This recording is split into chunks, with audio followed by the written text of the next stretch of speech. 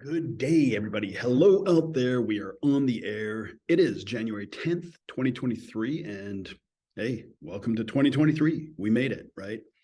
Remember in the old days when we used to say, oh, 2020, what a year. I can't wait till this is over.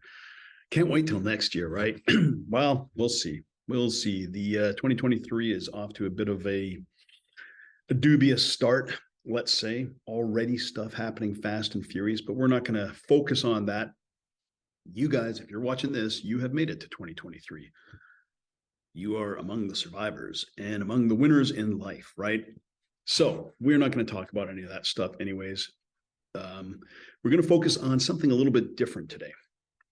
One question that's kind of surfaced and sort of bubbled up and even created an entire sport, mixed martial arts, is the age-old question of which is the best martial art? Well, that is almost an impossible question to answer because every martial art is better in different contexts, right? So today I'm going to answer the question, which is the best martial art for a street fight? Now, first, let me clear the air on a couple things.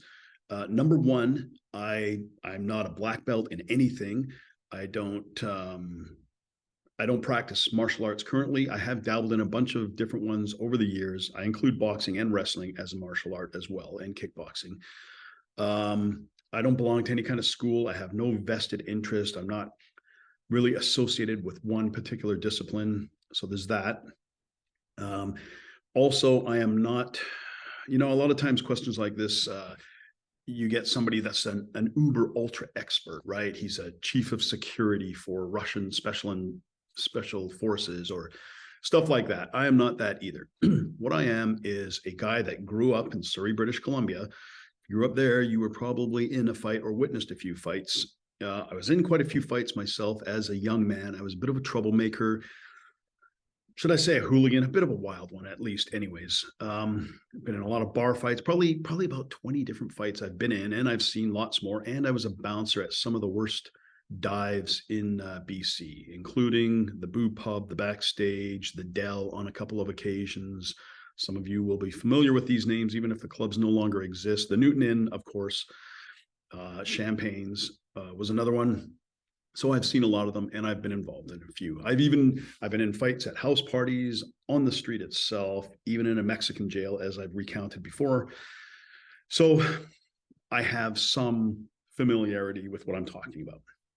So let me clear that out of the air first. Also, what I will say is any martial art is good in a street fight. If you have, let's say, even 6 months, probably 6 months or a year of any kind of martial art training, whether it's karate, kung fu, boxing, judo, jiu-jitsu, whatever it is, you are already going to be ahead of the untrained person by quite a bit. Any training makes a big difference in a street fight because you see a lot of sloppy stuff in street fights. So all martial arts are good in street fights.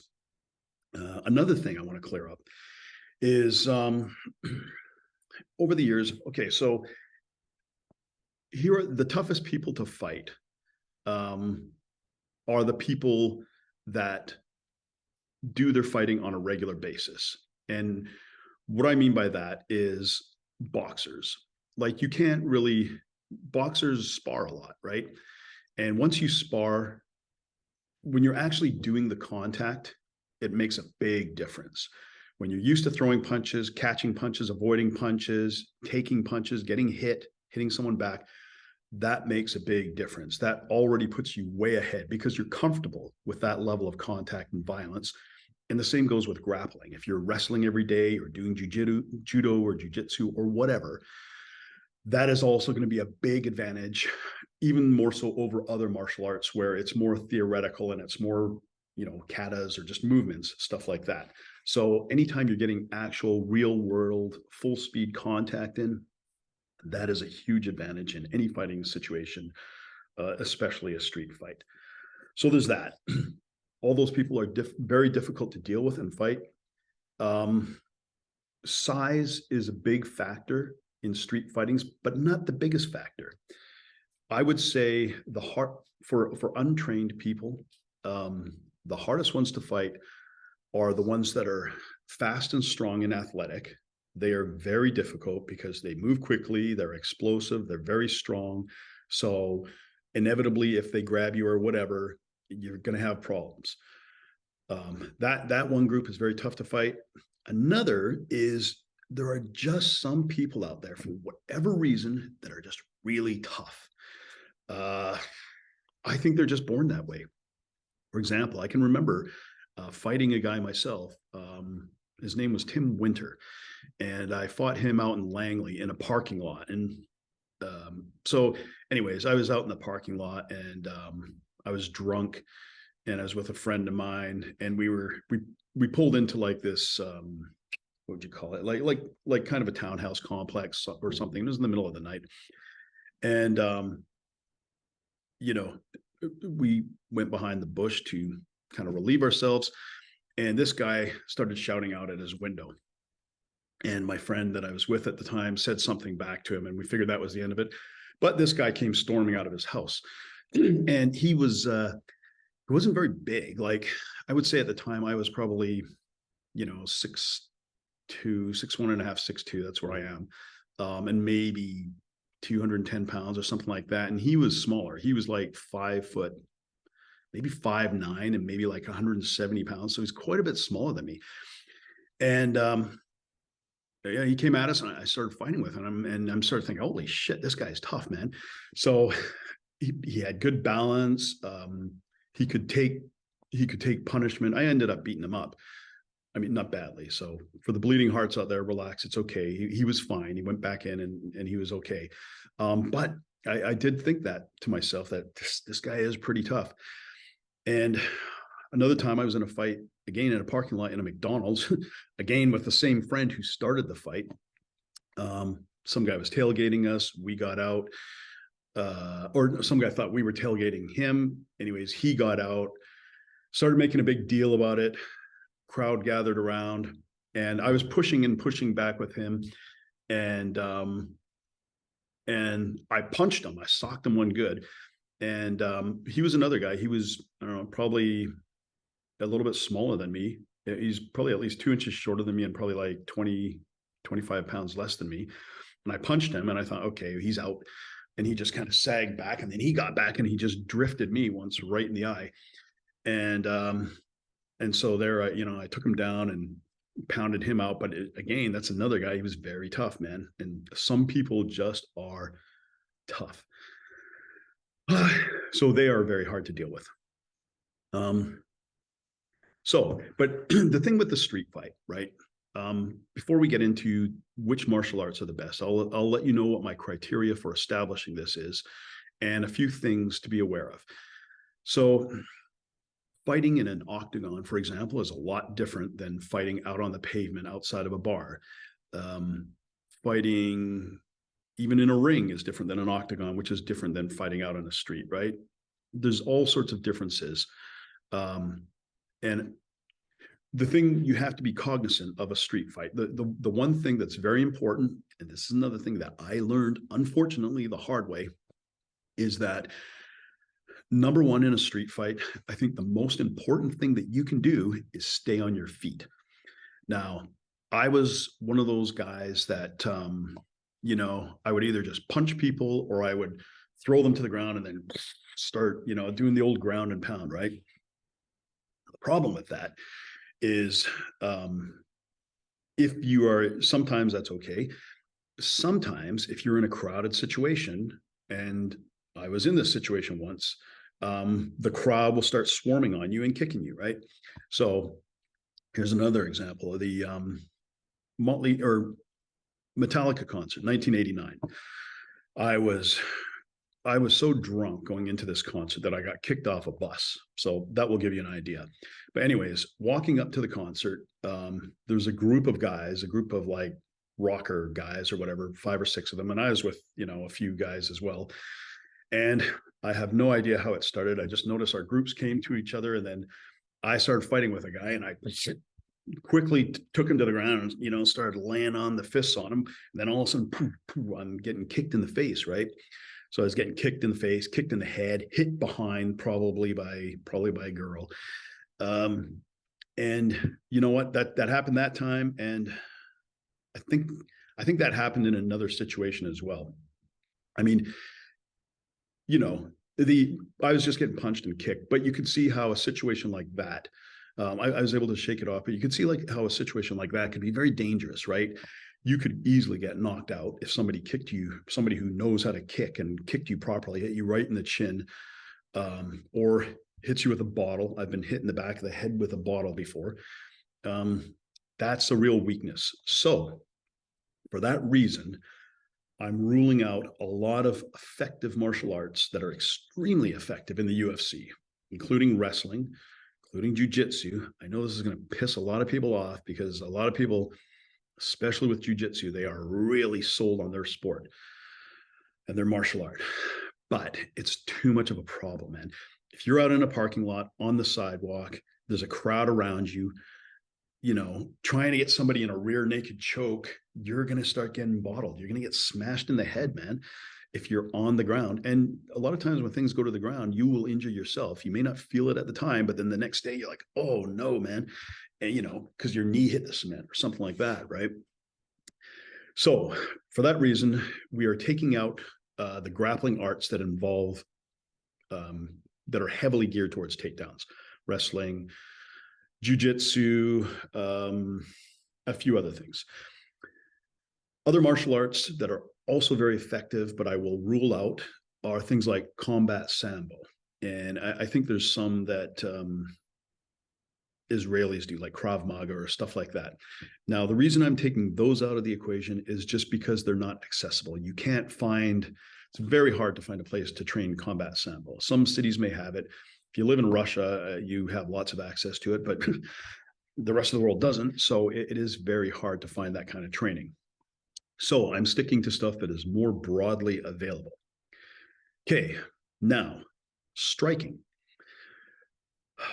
Boxers in a one-on-one street fight will kick the shit out of anybody, man. So will kickboxers. I've seen it time and time again because people inevitably, they're swinging wildly, they're off balance.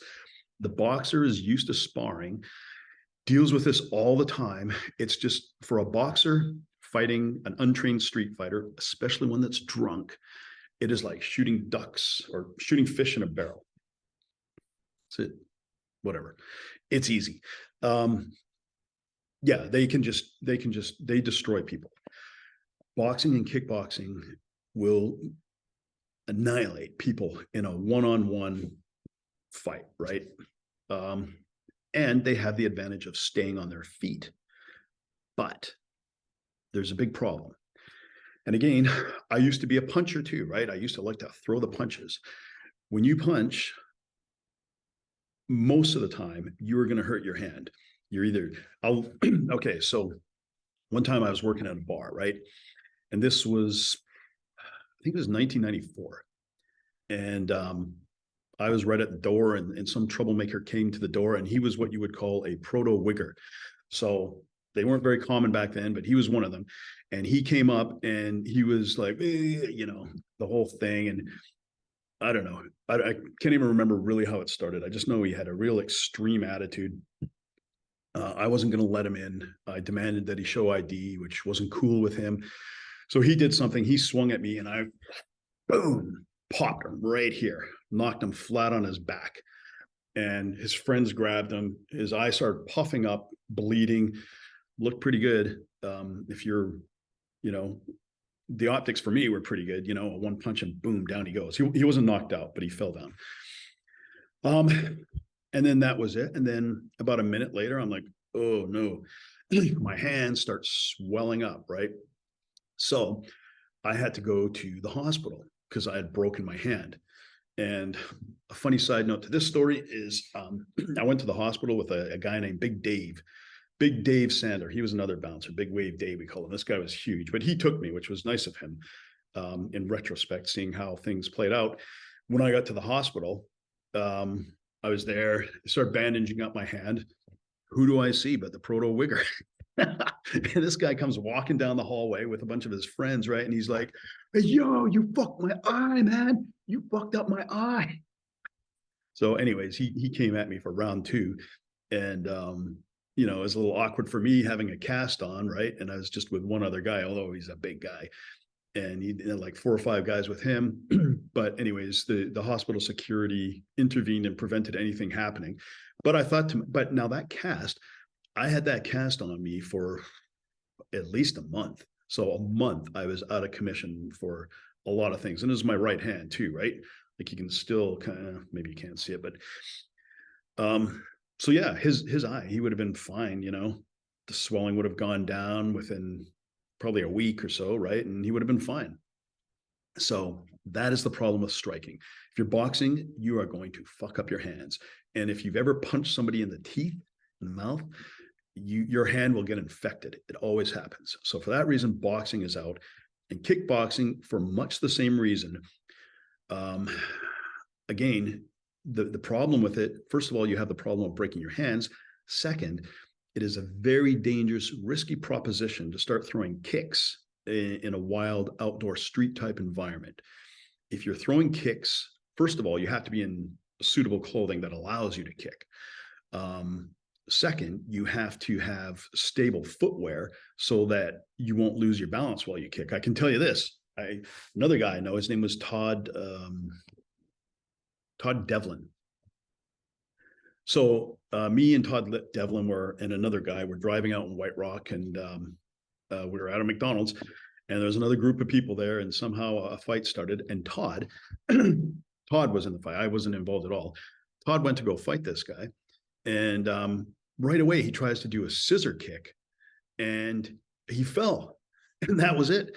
He fell, and the other guy jumped on him, and that was it. And I thought, man, that was stupid.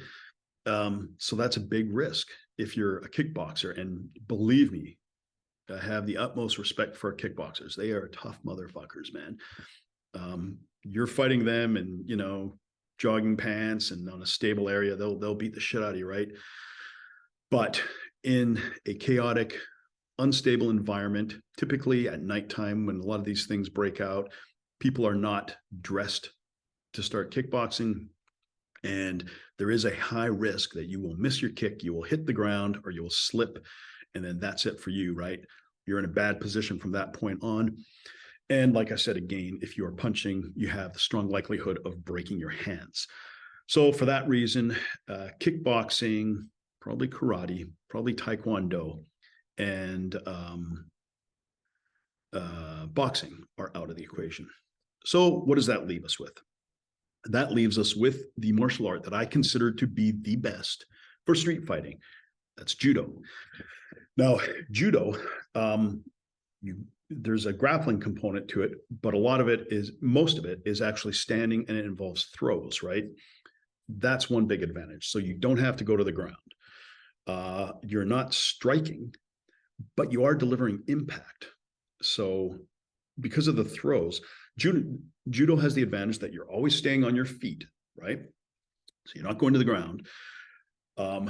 Because you use the gi often to throw people, that translates very easily into street clothes, grabbing someone's jacket and flipping them, or their shirt or whatever, right? You have all that to work with. It's just very seamless between using a gi to flip somebody and using that to flip somebody. You often use momentum, and you deliver these things quickly.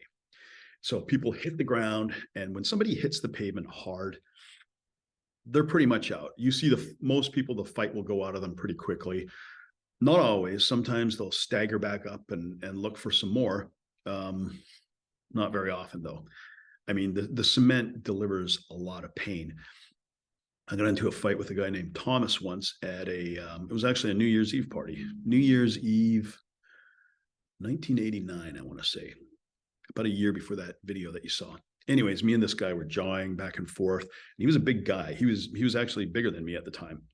But he came running towards me, and I football tackled him, like picked him up, crashed him to the cement. That was it, man. He smashed his head on the cement, and he was badly hurt from that. And that was it, fight over, right? And it was the ground that did the work for me. So judo has that aspect. Judo has the aspect that you're using clothing the same way you would use a gi, so it's very familiar. The training, people that do judo are constantly sparring. They're doing randori, so you get really familiar and really comfortable with physical contact. And it's very accessible. There's almost you'll find almost no place where you can't find a judo dojo to practice and to train, right? It's a very popular sport. You can do it worldwide. So those are the reasons that I consider judo to be the most effective martial art for street fighting. Some very practical reasons and some stylistic reasons that just work really well in that kind of environment. So if you're worried about getting into a street fight, now you know what to do, right? And a good thing about judo is right from, I won't say day one, but probably from a couple weeks in, you're in there working, right? And when you're training, you're not getting smashed in the face like you would be if you're boxing and sparring. You can train, you can improve your game very quickly and develop and be ready for stuff essentially right after day one. So hope you guys enjoyed this. I know I will get some flack. I know people will tell me individual stories of some judo guy they know that got the shit kicked out of him. Sure, possible, right? But we're talking if all things are equal. Like if an untrained guy fights a guy with judo, or even in that kind of environment, like probably a boxer or a kickboxer, if they fought a judo guy, they would probably lose, man, all things being equal. And almost all street fights I see, they all close eventually, right? Unless it's a one punch or something like that, eventually the fight they'll get to contact, especially if one person wants to contact. So when you do that with the judoka, you're in a bad situation. All right. So thank you for watching Stranger in a Strange Land. I'm your host, Rick Rockwell, and I will see you guys next time.